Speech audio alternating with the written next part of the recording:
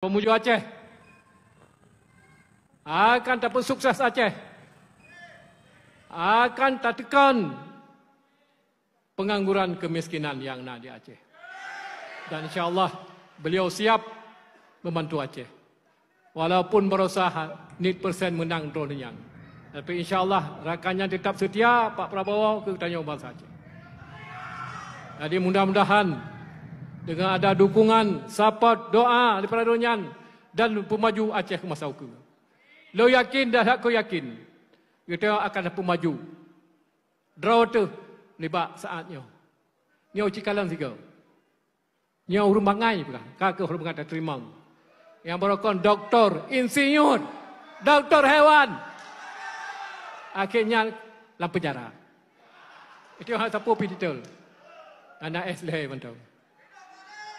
Tapi insyaAllah dengan berkat kita bersamaan, dengan berkat kita satu padu mandum, PA, KPA, mandum jajaran, partai pendukung, insyaAllah saya yakin